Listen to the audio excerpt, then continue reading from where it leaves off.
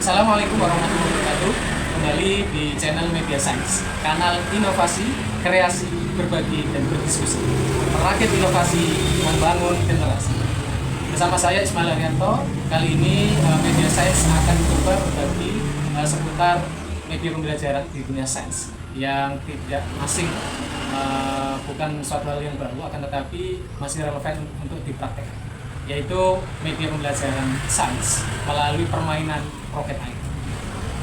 Seperti yang kita ketahui bahwa hakikat sains tidaklah hanya sekadar kumpulan dari pengetahuan yang terdiri dari fakta, konsep, teori hukum, model, struktur, dan prosedur. Akan tetapi hakikat sains melibatkan adanya proses berpikir, ada keterampilan atau way of thinking, dan juga hakikat sains melibatkan adanya proses investigating, proses penyelidikan, ada eksperimen, metode ilmiah, dan mengarahkan kepada keterampilan proses sains. Hakikat sains juga melibatkan interaksi dengan teknologi dan masyarakat. Oleh karena itu, seringkali pembelajaran sains yang hanya berfokus pada penguasaan pengetahuan dan mengingat fakta, memahami sebuah konsep teori hukum, atau menerapkan prosedur penyelesaian sebuah persoalan yang sifatnya tekstual, meskipun rumit tapi belum sampai ke output, itu menyebabkan pembelajaran sendiri menjadi sebuah momok yang merusakkan murid kita semua. Oleh karena itu, melalui permainan roket air, selain mengarahkan pada penguasaan konsep yang ada pada pembelajaran sains, juga melibatkan adanya proses berpikir kritis, pemecahan masalah, problem solving. Kemudian juga melibatkan proses penyelidikan, percobaan, eksperimen. Dan yang paling penting juga bagaimana siswa dapat belajar sambil bermain, sehingga menghasilkan suasana yang menyenangkan. Dan juga melibatkan interaksi dengan teknologi, menghadirkan pada siswa ilmu dunia penerbangan sejak permainan roket air dapat diterapkan dalam proses pembelajaran yang melibatkan mata pelajaran sains atau yang lain, dengan mengintegrasikan pada konsep-konsep tertentu seperti hukum Newton, reaksi-reaksi, hukum ketekanan momentum, tekanan, atau juga bisa diterapkan di kegiatan kokurikuler, festival roket air yang lain. Dan juga bisa kita melibatkan siswa pada kompetisi di bidang roket air, seperti yang diadakan oleh kampus-kampus, atau yang mungkin diadakan kompetisi secara berjenjang yang difasilitasi oleh Science Center Indonesia yang dulunya adalah Teknik Sendiri. Ada kompetisi regional, kompetisi roket air tingkat regional, kemudian kompetisi roket air tingkat nasional, dan kompetisi roket air tingkat internasional. Oleh karena itu, kali ini saya akan mencoba menjelaskan tentang seputar roket air, di mana permainan roket air ini terdiri dari dua komponen, ada sistem peluncur dan ada roket airnya sendiri. Di mana sistem peluncur nanti akan kita bahas tersendiri pada sesi-sesi yang lain, yang akan kita gunakan di sini sistem peluncur tipe Clark, menggunakan kabel tip. Ada juga nanti tipe peluncur yang menggunakan coupler dan nozzle, akan tetapi mungkin tentunya membutuhkan budget yang lebih banyak.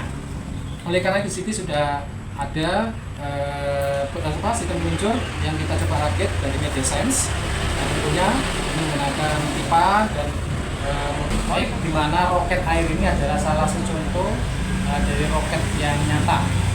Ada banyak tentunya kemiripan bagian dari roket air, di mana ada bagian mocong, muskon, kemudian ada bagian penggerak, ada bagian ruang untuk pendorong pendorongnya, kemudian ada sirip.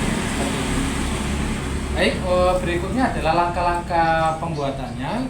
Di sini kita membuat roket air yang tentunya kita sesuaikan dengan peluncur yang kita gunakan, ya. Jadi kita butuh 2 botol air mineral ukuran 1,5 liter. Di sini yang saya gunakan ini ada aqua dan yang satunya air mineral, ya. Kemudian kita juga butuh plastisin malam untuk pemberat, jadi di ujungnya kita kondisikan lebih berat. Kemudian ada faktor beting untuk menghubungkan antar botol, kemudian ada titik ya untuk merekatkan sirip, nanti ya infrarednya untuk pembuatan siripnya. Kemudian ada solasi hitam elektrik untuk merekatkan. Kemudian alat yang digunakan bisa cutter atau bisa menggunakan gunting.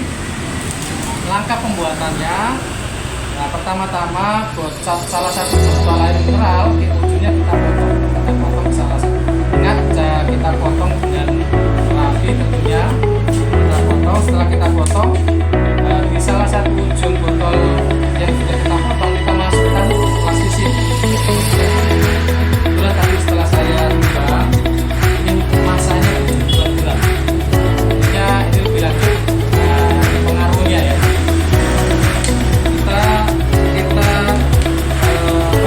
Tempelkan di roketnya karena ini terkait dengan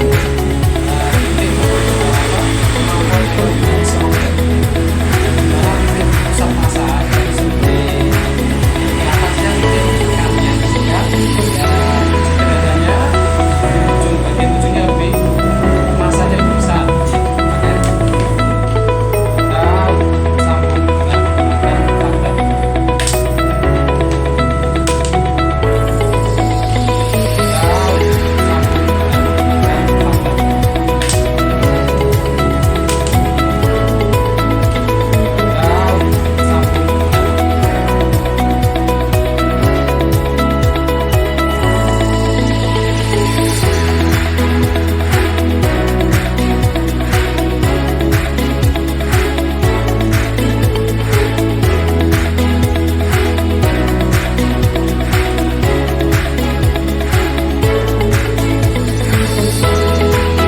Akhirnya roket yang sudah kita buat sudah jadi dan siap untuk kita terbangkan. Sekali lagi, faktor-faktor yang tentunya mempengaruhi penerbangan dari roket ini adalah saya akan mengulangi kembali bahwa beberapa hal yang nantinya berpengaruh terhadap penerbangan roket, yaitu yang pertama tentu cara menyambung antara botol satu dengan botol yang kedua ini benar-benar harus lurus. Kemudian juga besar beban yang ada di ujung ini juga mempengaruhi. Kemudian juga jumlah sirip ini sebenarnya mempengaruhi ya, ketika kondisi anginnya lagi kencang. Mungkin sebaiknya cuma kita menggunakan 3 sirip.